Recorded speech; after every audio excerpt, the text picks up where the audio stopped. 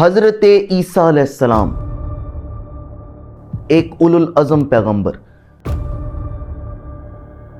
کہ جن کو اللہ تعالیٰ نے ایسے معجزات عطا فرمائے تھے کہ لوگ ہمیشہ ان کے آس پاس ہجوم بنائے رہتے تھے۔ آپ علیہ السلام ایک غیر معمولی شخصیت تھے۔ دنیا سے آپ کو اس قدر بے رغبتی تھی کہ آپ پانی بھی کسی پیالے میں نہیں بلکہ اپنے ہاتھوں میں پیا کرتے تھے۔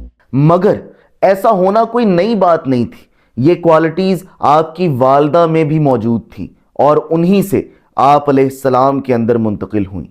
حضرت عیسیٰ علیہ السلام کی والدہ سیدہ مریم سلام اللہ علیہا اس دنیا کی عظیم ترین عورتوں میں سے ایک ہیں۔ آپ حضرت عمران کی بیٹی ہیں جن کے نبی ہونے میں ایک اختلاف پایا جاتا ہے۔ تو چلیے آج کا ٹاپک کرسچینٹی اور حضرت عیسیٰ علیہ السلام ہم سیدہ مریم سے ہی شروع کرتے ہیں۔ حضرت عمران کی وفات ہو چکی تھی اور آپ کی بیوی حنا امید سے تھی۔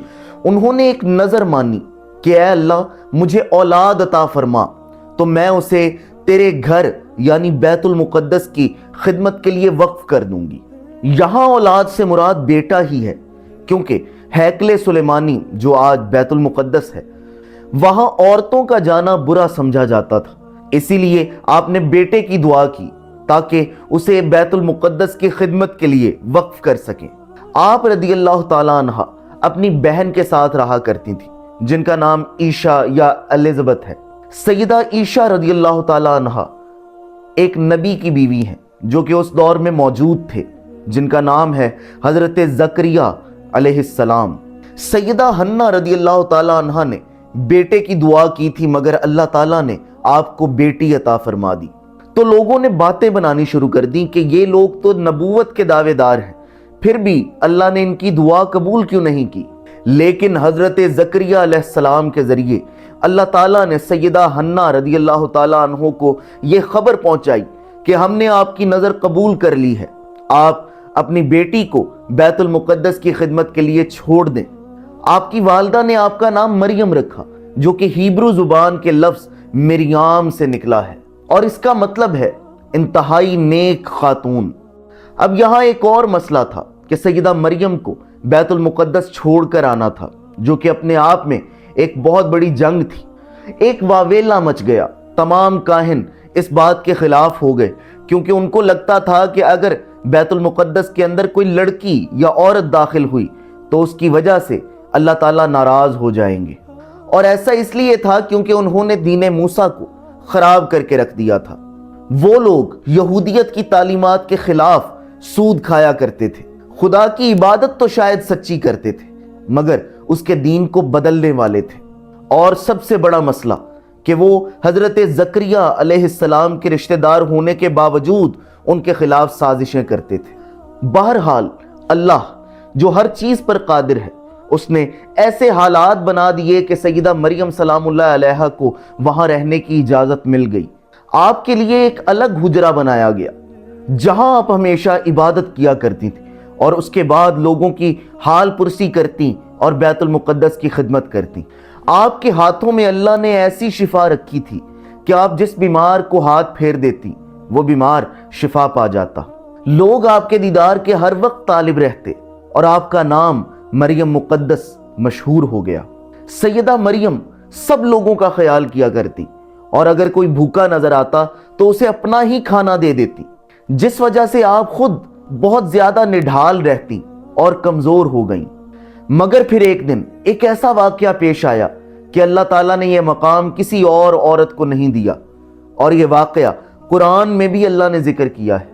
حضرت زکریا معمول کے مطابق سیدہ مریم سے ملنے آئے کیونکہ آپ ان کو اپنی بیٹی کی طرح پال رہے تھے۔ آپ بے اولاد تھے۔ جب آپ سیدہ مریم کے حجرے میں داخل ہوئے تو آپ حیران ہو گئے کیونکہ سامنے ایسے پھل پڑے تھے جو کہ بے موسم تھے اور سیدہ مریم انہیں تناول فرما رہی تھی۔ آپ نے حیرانی کے ساتھ پوچھا، مریم یہ پھل تو بے موسم ہیں، تمہارے پاس کیسے آئے؟ آپ نے فرمایا یہ میرے رب نے مجھے عطا کیے ہیں اور وہ جسے چاہتا ہے بے پناہ عطا فرماتا ہے۔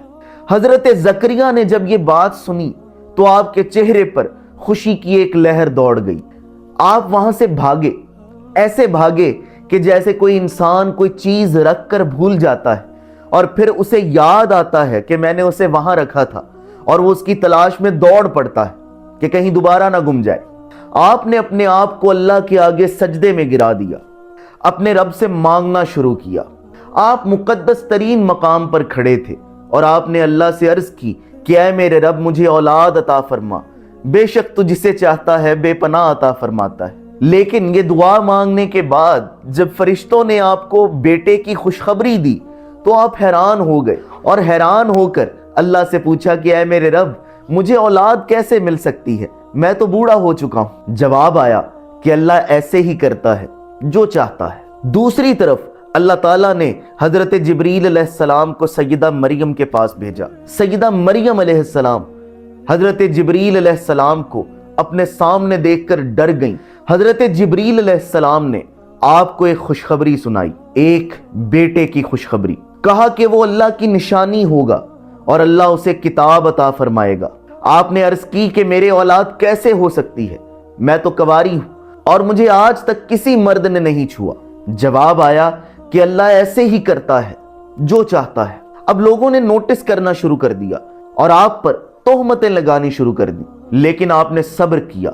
लेकिन फिर वो दिन आया कि जब आपके बेटे की विलादत का दिन था, यानी दरअसल इस दुनिया की किस्मत खुलने का दिन था, यानी वो दिन कि जब अल्लाह की बहुत बड़ी निशानी इस दुनिया में जलवागर होनी थी। आपके बेटे की विलादत हो गई तो आपने सोचा कि मैं लोगों की बातों का कैसे जवाब दूंगी। जवाब आया कि तुम कुछ नहीं बोलोगी, बल्कि लोगों को इशारा करके समझा दोगी कि तुमने चुप का रोजा रखा है, और इस बच्चे की तरफ इशारा कर दोगी कि अगर कुछ पूछना है तो इससे पूछो। जब आप लोगों के दरमियान पहुंची तो सबने आप पर ताने कसने शुरू कर दिए, आपको माज अल्लाह बदचलन कहा, मगर आपने कोई जवाब नहीं दिया, बल्कि खामोशी के साथ वही किया जो हुक्म रब्बी था। आपने इशारा किया कि मैंने चुप का रोजा रखा है, और आपने उस नौमौलूद बच्चे की तरफ इशारा कर दिया। लोग हंसने लगे, मजाक उड़ाने लगे कि एक नौमौलूद बच्चा कैसे हमारी बातों का जवाब दे सकता है। लेकिन एक आवाज आई, एक ऐसी आवाज जिसने सबको चुप होने पर मजबूर कर दिया। हैरानी के साथ सबकी आंखें फटी की फटी रह गईं, क्योंकि वो आवाज किसी और की नहीं बल्कि उस नौमौलूद बच्चे की थी। उस नौमौलूद ने फरमाया कि मैं अल्लाह का बंदा हूं और उसने मुझे रसूल बनाया और मुझे किताब अता की, और उसने मुझे मुबारक बनाया मैं जहां कहीं भी रहूं, और मुझे नमाज कायम करने और ज़कात देने का हुक्म दिया जब तक मैं जिंदा रहूं, और मुझे हुक्म दिया कि मैं अपनी वालदा से हुस्न सलूक करूं। उसने मुझे सरकश और बदबख्त नहीं बनाया। सलामती हो मुझ पर जिस दिन मैं पैदा हुआ और जिस दिन वफात पाऊं और जिस दिन जिंदा उठाया जाऊं।